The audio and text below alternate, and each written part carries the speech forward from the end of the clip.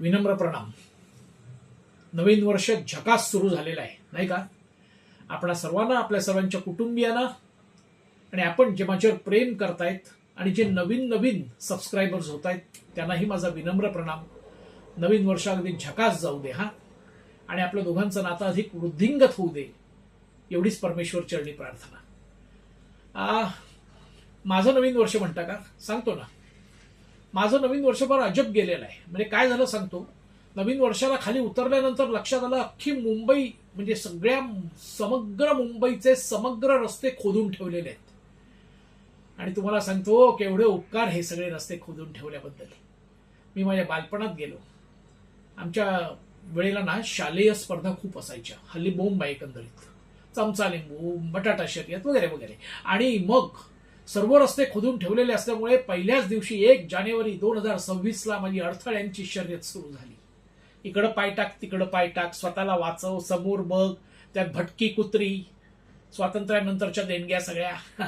असं चुकवत चुकवत मी संध्याकाळी तुम्हाला सांगतो, I am very happy to tell you, मी सुरक्षित घरी परत आलो. दोन्ही पाय जागच्या जागी होते, दोन्ही हात जॉईंट होते, म्हणजे खांद्याला असा. आता काय विनंती एकच आहे की असं माझं नवीन वर्षाला सुरुवात झाली, ठीक आहे. पण संतांनी काय सांगितलंय? दुसऱ्याच्या आनंदामध्ये आपला आनंद माना. सांगितलंय ना, कळकळीने आग्रहाने आनंद. त्यांनी अगदी कळकळीने सांगितलंय. म्हणजे असं की काही काळ आपल्याला वाईट असतो, पण म्हणून दुःखी नाही व्हायचं. इतरांचा कोणाचं तरी चांगलं होत आहे ते बघून आनंद माना. आता बाकी देशांमध्ये इतर काही देशांची गंमत ऐकवणार नाही. इतर काही देशांमध्ये नवीन वर्ष सुरू होताना काय चालीरीती आहेत, अजब आहेत, म्हणून तर एपिसोड सादर करतोय. आता गंमत बघा. नवीन वर्ष सुरू होताना ना तुर्कीमध्ये उंबरठ्यावर मीठ टाकतात. स्पेनमध्ये 12 द्राक्ष खातात. ब्राझीलमध्ये समुद्राला मेणबत्त्या आणि पांढरी फुलं अर्पण करतात. चिलेमध्ये स्मशानात प्रार्थना म्हणतात.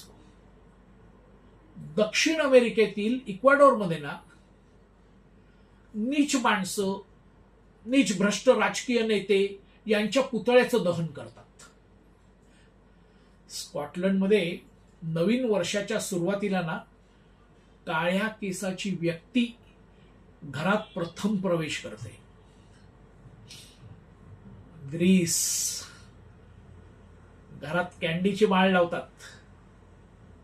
आणि जपानमध्ये बुद्ध मंदिरात 108 वेळेला चांगला घंटानाद करतात. आणि सोबा नूडल्स खातात. बरं, ती खाताना ना जॅपनीज लोक तोंडाने कटाक्षाने आवाज करतात. आहे ना मजेदार. डेन्मार्कमध्ये तुटलेल्या चिनी भांडी असतात ना, आपली चिनी मातीची भांडी, त्या ताटल्यांचे ढीग रचतात.